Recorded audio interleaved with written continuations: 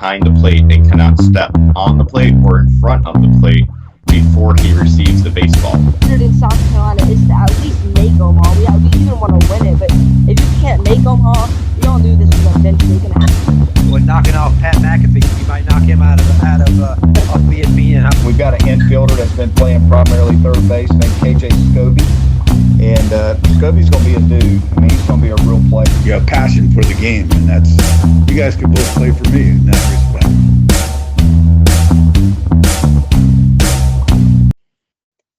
Welcome back to the SEC Baseball Nerds Podcast. My name is Patrick Brown. And I'm Daniel Helms, and this is where we talk all things SEC baseball. I'm joined by Gamecock pitcher Mathew Becker here, and thank you for joining us today, Matthew. Yeah, thanks for having me. All right. Matthew, I know the team's been doing well, and the season's almost here, so how are you feeling about yourself going into this season?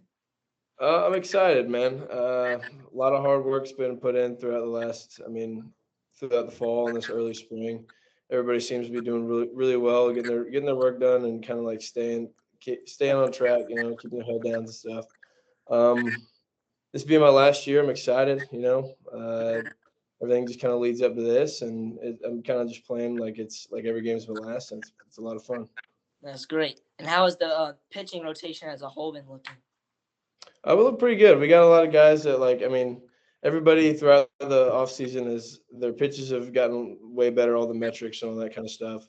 And right now, as soon as we got into spring, it's that kind of compete mode, right? Like everything goes from like trying to make everything else better, like metrics and all that, to just like being a better pitcher in general. And everybody's done a really good job. Like everybody's throwing a lot better. Like today was one of our best days as a staff throwing. We had two young guys and who else threw? Two younger freshmen threw today, and they did pretty well. Nice. I'm just curious about Coach Maneri coming in and Coach Rennie and how they've changed your game and how it's been with that transition so far for you. Yeah, it's been awesome. I mean, obviously, after last year, you see like your coach gets fired, and that's obviously it's part of it. Like coaches getting fired all over the country, and it's kind of a scary moment because like you don't really know where you're going, what's going on, like who's going to be at the helm of your university, So obviously, like a lot of questions go through a lot of people's minds, like should I stay here, should I leave, like all that kind of stuff.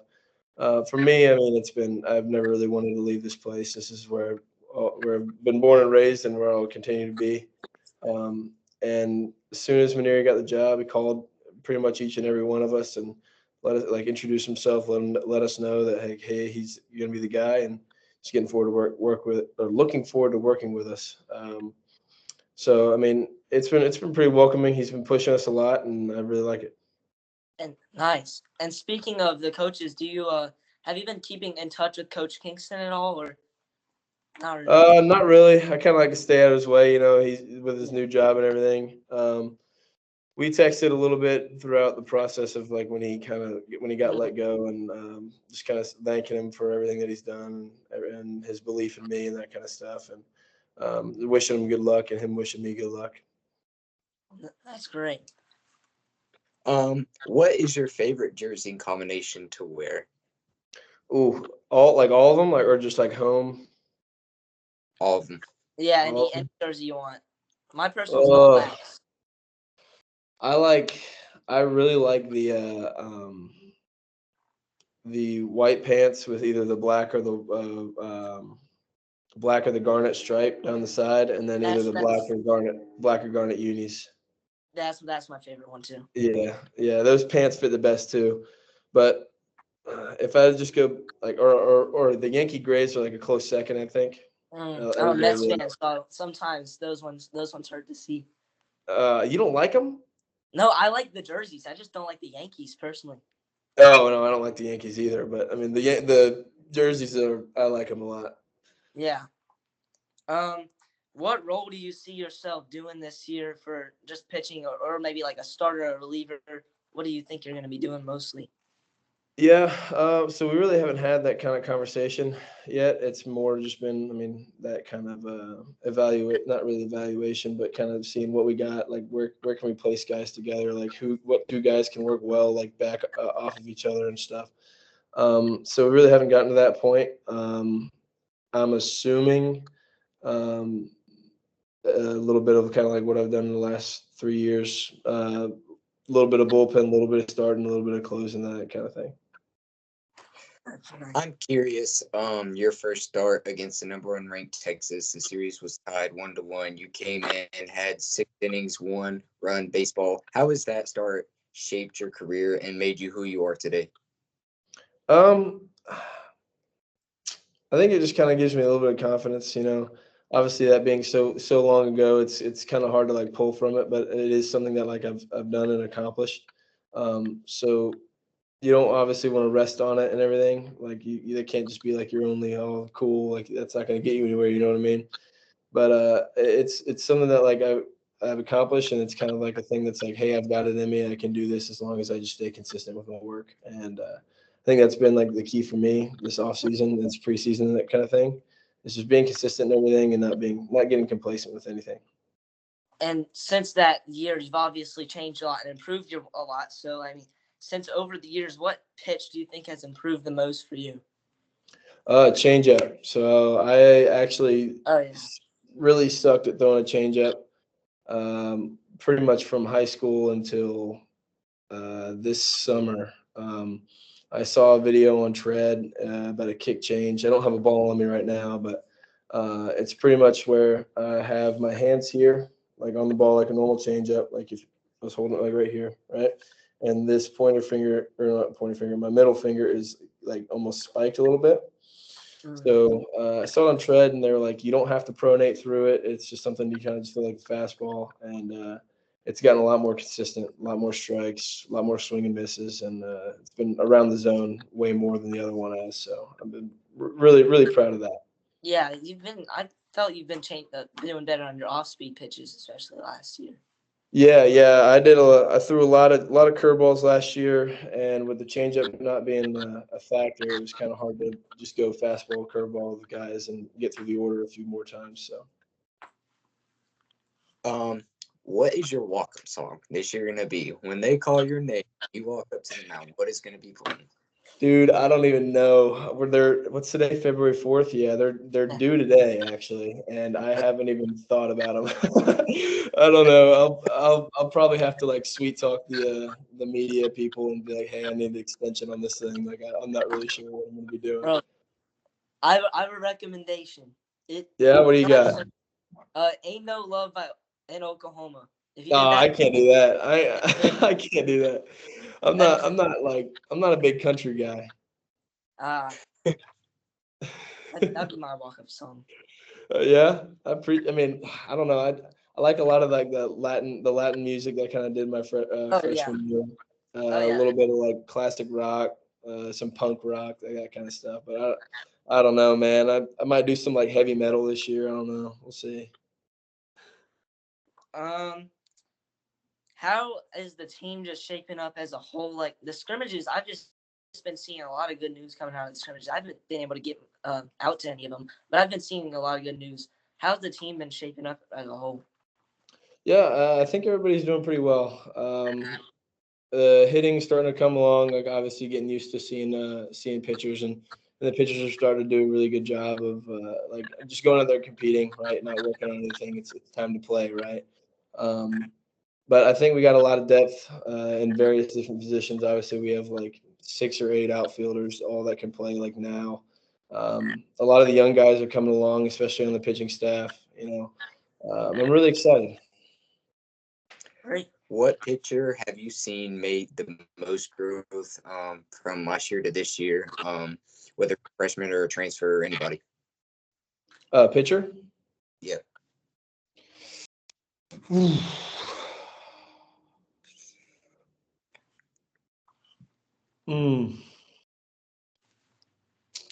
Man, that's tough. Pitcher. I think, I'll go with a freshman. Ryder Garino has done a really good job.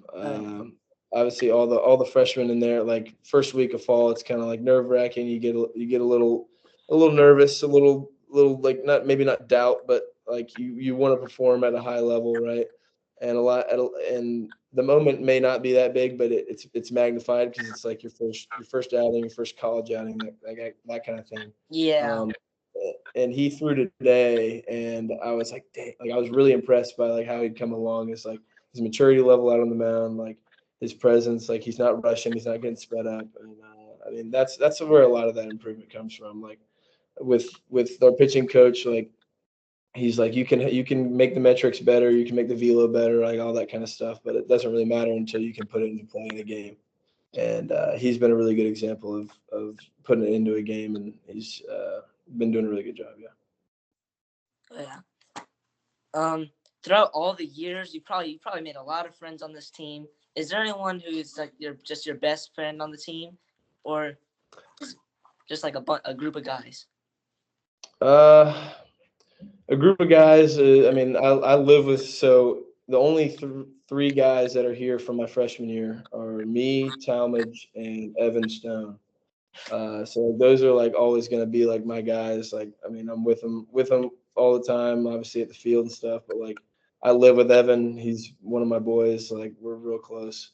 But obviously that group of three guys I feel like is going to be tight regardless.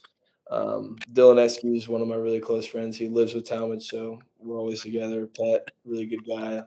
Everybody's really good guys. I mean, but like favorite teammates, I mean, yeah, probably the ones that I've been here with the whole time, you know? Yeah, that's special because me and Patrick have been on the same sport, just in the same grade for a while. We just always know each other. That's how it is. Oh, yeah. Hey man, hook us up with them.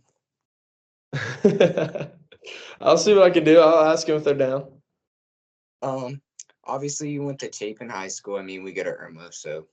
But how has that prepared you for college, and what was your biggest high school moment? My biggest high school moment is we won state championship my freshman year. I didn't have a whole lot to do with it. Like I played in the field a little bit, I hit a little bit. I didn't really pitch all that much, but being around a team that was really close and like really like truly cared about each other and worked really hard for each other. It kind of showed me like, I mean, this is kind of like how it's got to be done if you want to see success, right? And I think that's kind of how it's prepared me for now, right? Like it's the culture that you have around a team, whether it be football, baseball, basketball, whatever sport it is, or like even in work, like if you two don't get along, your podcast is not going to last very long, right? So it's that balance between like pushing each other, trying to make everybody on the team the best they can be, and also being there when like things aren't going so good, right? Because like nobody's perfect, nothing's perfect, and especially like college baseball, right? There's a lot of talent out there. Like you're not going to blow by anybody, you know what I mean? So staying close, working hard, and pushing each other's the biggest thing that I've learned, honestly. I didn't know you hit in high school primarily. No, I wasn't very good. I mean, I hit a little bit. Probably hit like 300, but like I didn't have any juice. So it was more like hook flare kind of guy. If you just like were randomly put into the lineup just in a weird situation, do you think you could have a positive outcome today? And that bat? Yeah, maybe not even. I might get walked. All right. I'm not gonna go out there looking for a walk. If I get anything in the zone, I'm swinging. I mean, first pitch, they're gonna see the scout report and they're like, "This guy's a pitcher. He's not hitting. He hasn't hit anything in 4 years." You know, they're gonna groove me a fastball. They have to. So I'll take a hack at that, but then I might just take 4 straight or 3 straight. Is there something about you that people watching you or listening to you do not know?